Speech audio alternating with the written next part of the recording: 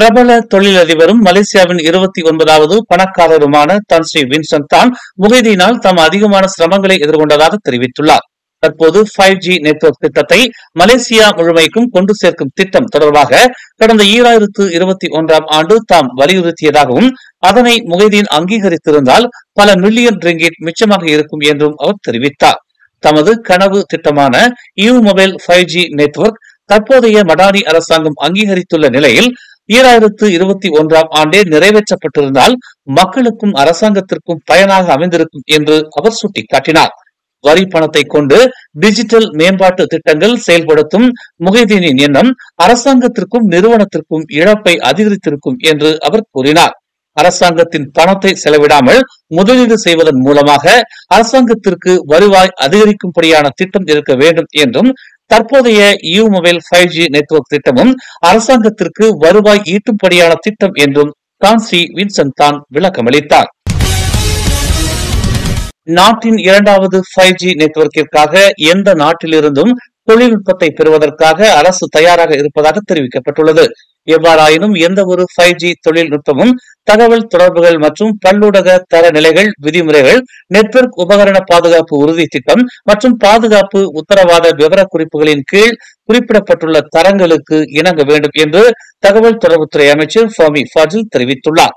Huawei மற்றும் ZTE உள்ளிட்ட சீன நிறுவனங்களிடமிருந்து 5G தொழில்நுட்பத்தை பயன்படுத்துவதால் ஏற்படக்கூடிய ஆபத்துகள் குறித்து பரிகாத்தா நேஷனல் தாசே குளுக்கோர் நாடாளுமன்ற உறுப்பினர் டத்தோ வாங் சைஃபுல் வான் ஜாங் கேட்ட கேள்விக்கு ஃபோமி ஃபாஜில் இவ்வாறு பதிலளித்தார். 50 ஆண்டுகளுக்கும் மேலாக இயங்கி வரும் உணவகத்திற்கு அங்கீகரிக்கப்படாத ஹலால் லோகோவை காட்சிப்படுத்தியதற்காக அபராதம் விதிக்கப்பட்டுள்ளது. நேற்று மதியம் 12:30 மணி அளவில் கிளந்தான் உள்நாட்டு வர்த்தகம் மற்றும் வாழ்க்கை செலவின அமைச்சு மற்றும் கிளந்தான் இஸ்லாமிய மத விவகாரத்துறை இணைந்து சோதனை மேற்கொண்டதில் அந்த உணவகம் 2021இல் ஹலால் சான்றிதழுக்காக விண்ணப்பித்தது. ஆனால் அது வெற்றி அடையவில்லை என்பது சோதனைகளில் தெரிய வந்ததாக கிளந்தான் KPDயின் இயக்குநர் அஸ்மான் இஸ்மாயில் தெரிவித்தார். இந்த வளாகத்தில் செல்லுபடியாகும் சான்றிதழ் இல்லாமல் ஹலால் லோகோவை காட்டியது சட்டத்தை மீறும் செயல் என்று அவர் கூறினார். திரங்கானுவில் வெள்ள நிலைமை மோசமடைந்து வருவதாக தெரிவிக்கப்பட்டுள்ளது.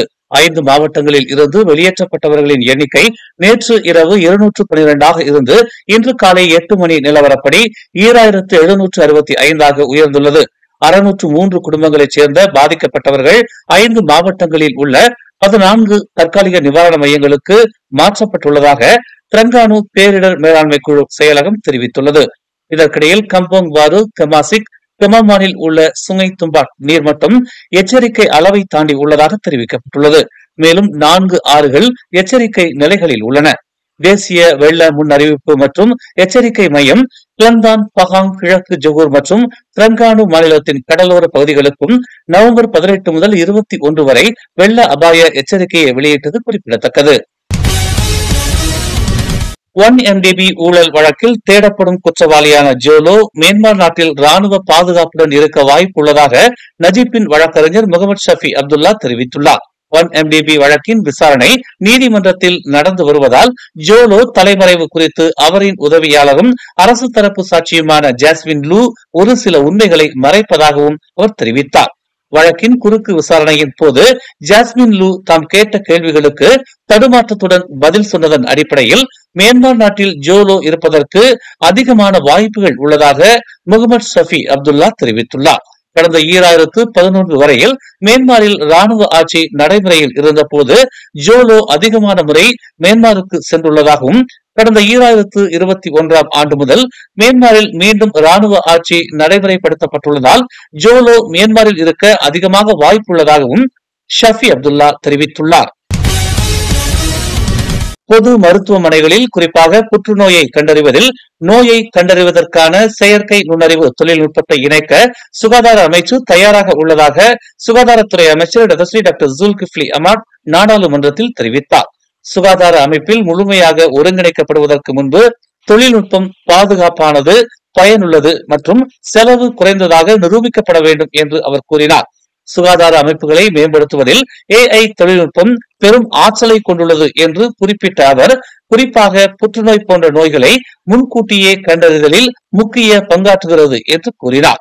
இருப்பினும் AI நேர்மறையான தாக்கத்தை ஏற்படுத்துவதையும் பாதுகாப்பாக ஒருங்கிணைக்கப்படுவதையும் உறுதிப்படுத்த அதன் பலன்கள் மற்றும் சாத்தியக்கூறுகளை முழுமையாக மதிப்பிட வேண்டும் என்றும் அவர் கூறினார்.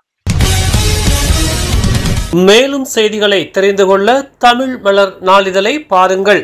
எங்களோடு இணைந்திருக்க மலர் டிவியை பதிவு செய்து கொள்ளுங்கள். உறவுகள் மகிழ்ந்திட விருப்பம் மற்றும் பகிர்வு சேவையை சொடுக்குங்கள்.